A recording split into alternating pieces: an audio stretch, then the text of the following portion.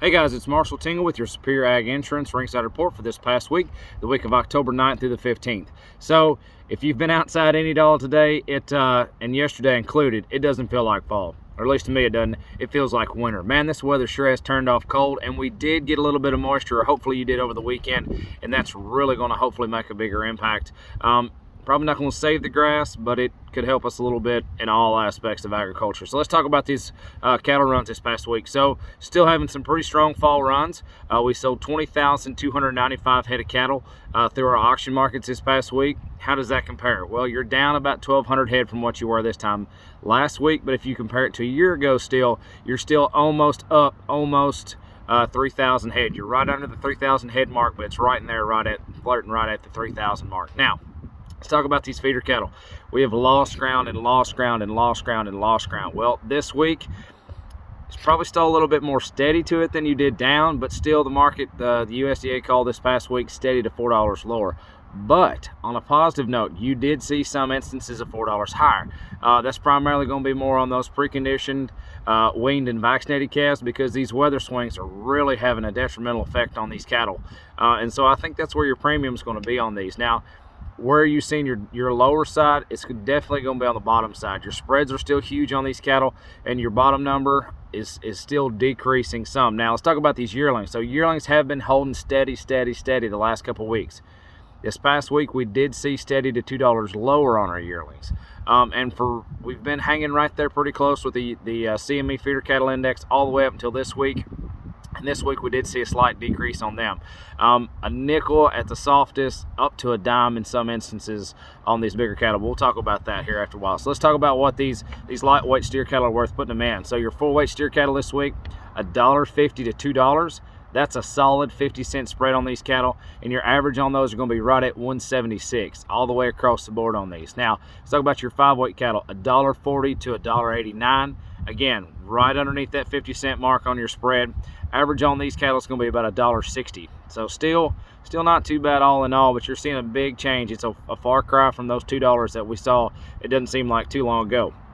Now let's talk about these yearling cattle. So your yearling cattle, like I said, steady to down 2, and you're really starting to see an increase on that. And I do have some other examples on some really outstanding 6-weight cattle on this, as well as the difference between a big string as far as 2 loads versus just 1 load. But enough of this talk, let's get right into these numbers. So start off here. Here's 54 head of them, blacks and Charolais cross steers, 798 pounds on the average, 166 and a quarter. Now go up just a hair heavier.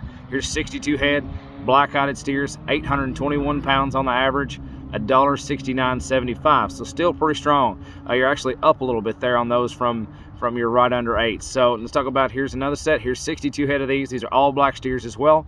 850 pounds on the average, $1.65. Still holding strong. Here's 61 head of these, just a hair heavier. All black-eyed steers as well. 879 pounds on the average, $164.95. So still hanging tight for that 29-pound extra on there. Now, here's to close them out on your heavies. Here's 58 head of these. These are going to be blacks with just a sprinkling of Charolais and colors to them. 897 pounds on the average, $1.63 and a quarter. So still a nice trade on there. But let's compare that to a big string of them. So here's the closest thing we can compare it to here. It's going to be your 61 head that were black, 879 at 164.95.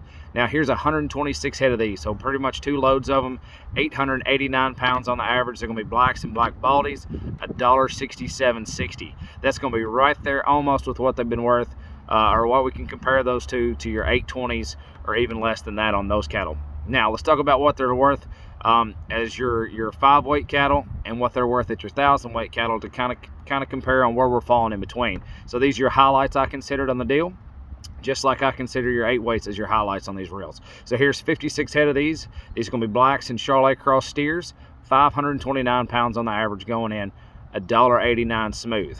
Now, compare that to your big heavyweights. Here's a big string of heavyweights. Here's 53 head of these steers. They're all black-eyed steers, 1,036 pounds on the average on those. You're looking at $158.90. So just a quick breakdown for you. Here's 529-pound steers, $1.89. You put them in at 821s, 821 pounds, $1.6975. And then if you compare that to a big 1,000-weight steer, 1036 at $1.5890. But let's talk about your CME feeder cattle index. So like I said earlier, we'd been running retrospectively pretty close the past 2 or 3 weeks on these, and we normally consider give a 2 to 5 cent slide back from what your CME cattle feeder cattle index will be versus what your Kentucky cattle trade for. This week we're back probably a nickel to a dime. Let's talk about that. So start off the week Monday the 10th. Your CME feeder cattle index was at 174.64. Tuesday the 11th, you're at 175.04. Wednesday the 12th, 174.03. So we saw a little bit of a drop there. And then Thursday the 13th, you're looking at 174.11. And then we closed off the week on Friday just a hair back. Friday the 14th was at 173.08. So that just kind of gives you a retrospect on what's going on in your Kentucky markets versus your markets nationwide, so to speak. So if you have any questions on this, or if you have any questions about a LRP policy, a livestock risk protection policy, either that you have on a standing set of cattle that you already have, or if you're interested in putting one in, now would be a great time as we go to put these fall cattle together. If you're putting a load together, or even if you want to target your calf crop, you can put an LRP policy, a livestock risk protection policy, on your calf crop, and even those calves that aren't born yet. So if you have any questions on an LRP policy, now would be a great time to invest in one of those, so to speak. If you have any questions about that, call Ian Thomas at Superior Ag Insurance. That's Ian Thomas, 859-613-2453, or check us out on the web, www.superioragins.com. Thank you so much. Talk to you soon.